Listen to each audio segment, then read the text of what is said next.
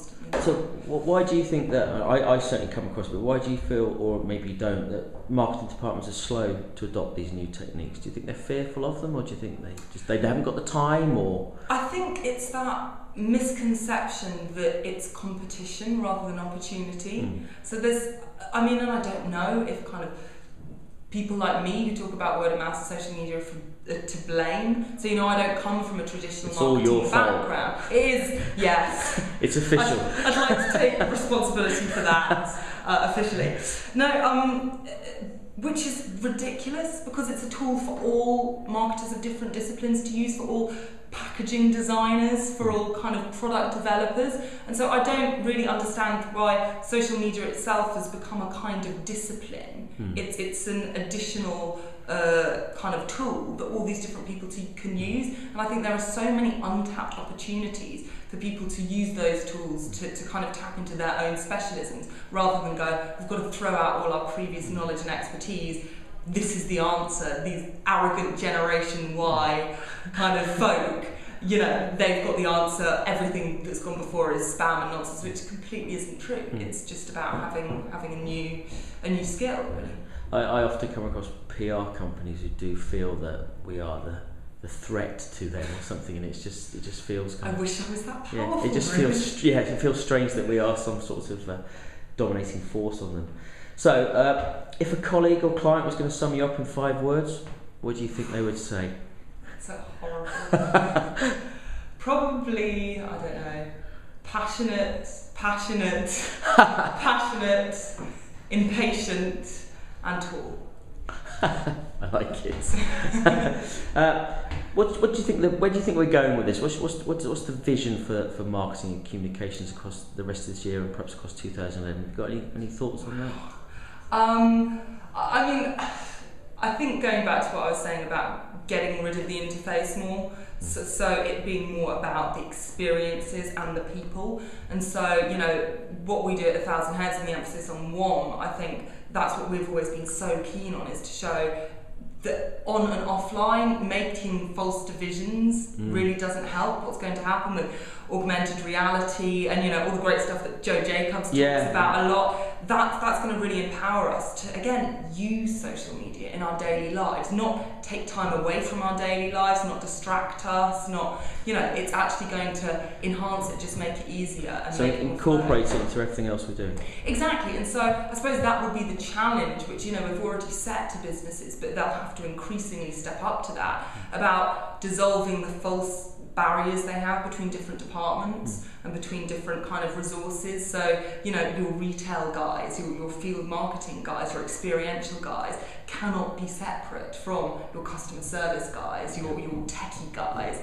your social media or word of mouth people. They've all got the social media guy? Yeah, exactly. In his back office. Hidden away with his desktop. 16-year-old on like 10 grand.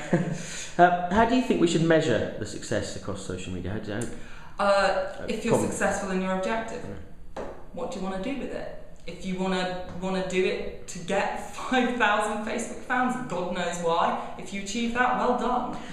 You've had a success. If you want to achieve it to drive sales, there are bad ways of doing it. There are pretty good ways of doing that, and it's possible. If you want to achieve it to make some deep relationships, great. But you've got to measure it by the objective, and from the beginning, I think, find those measurements you're going to use, and not rely on let's get to the end of it and try and scrape together everything we can to retrospectively justify what we did. No, go. This is what we're going to do. This is how we're going to show that it's happened. Be it less calls to the customer care service, or more positive word of mouth out there, and see if you hit it. Okay, excellent.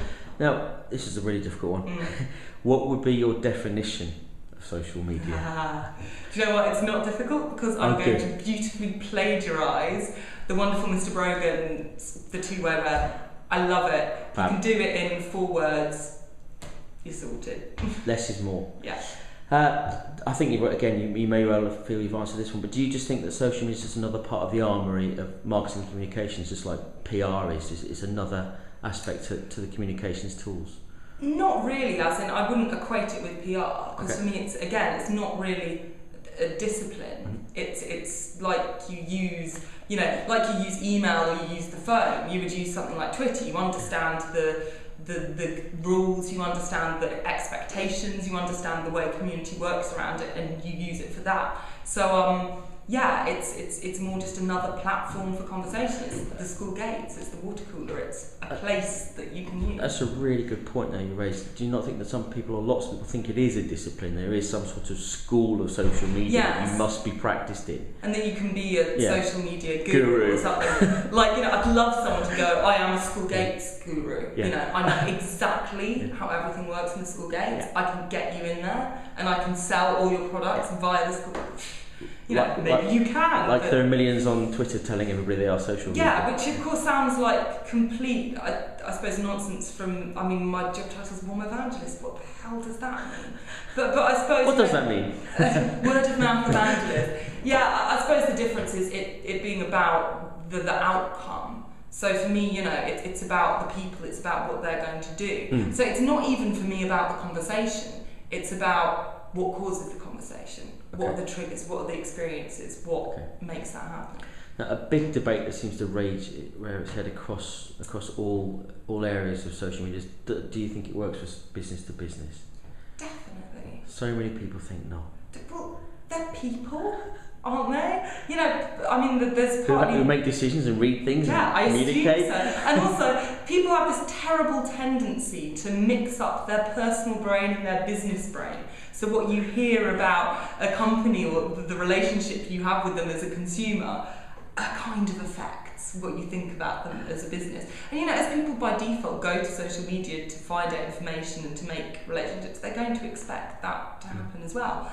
And what is B2B? It's about networks. It's about trust. It's all those lovely buzzwords, but that are completely synonymous with using those kind of platforms, really. All right, and here's another difficult one, I think. Do you have a typical working day? Or if so, could you describe what your day would entail? Wow, that is quite tricky. It's very, very flexible. A lot of it is talking and communicating with people, which is actually wonderful. So, a lot of, with my colleagues, sitting down and actually sense checking stuff, just being creative together and trying to work out things together.